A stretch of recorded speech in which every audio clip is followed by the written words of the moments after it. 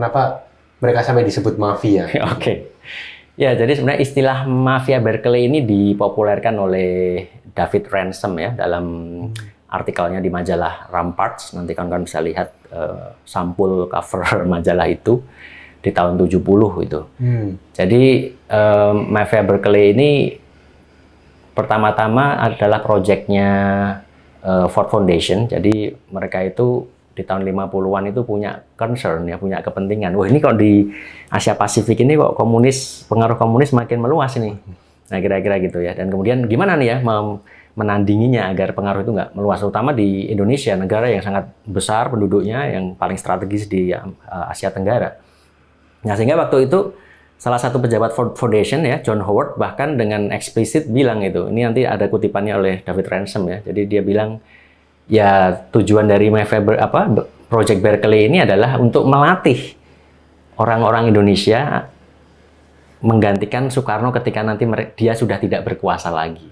Secara eksplisit disebutkan ya, seperti ini. Jadi ini memang visioner ya dalam tanda kutip bahwa pejabat Ford Foundation sudah membayangkan bahwa mereka harus menyiapkan orang-orang yang nanti bisa dekat dengan Amerika, ideologinya yang disiapkan ketika suatu saat nanti Soekarno sudah tidak berkuasa lagi. Karena ya Soekarno kan sangat anti imperialis waktu itu ya. Betul. Yang terkenal dengan go to hell with your aid gitu ya. Jadi itu bentuk antisipasi dari Ford Foundation untuk bagaimana ketika nanti Soekarno tidak lagi berkuasa itu ada pemimpin Indonesia yang lebih dekat dengan kepentingannya Amerika Serikat ya. Jadi dalam rangka untuk membendung pengaruh komunisme di Asia Pasifik itu.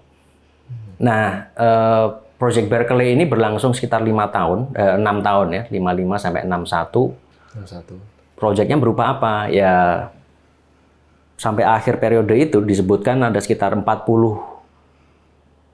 orang Indonesia, calon ekonom yang dididik di Berkeley gitu. 40 orang. Sekolahkan ke Amerika, dan sebaliknya juga banyak staf dari Berkeley yang ke Indonesia untuk ngajarin ya, membuat kurikulum, mengajar bagaimana ekonomi itu harusnya diajarkan, yang kira-kira mirip persis dengan bagaimana sekolah bisnis di Amerika itu dilakukan gitu. Jadi ini hubungan timbal balik. Jadi yang Indonesia dikirim ke sana, orang ke sana juga dikirim ke sini untuk mendidik bagaimana ekonomi versi Berkeley itu diajarkan juga di Indonesia ya, terutama salah satunya waktu itu di Universitas Indonesia ya, atau UI waktu itu.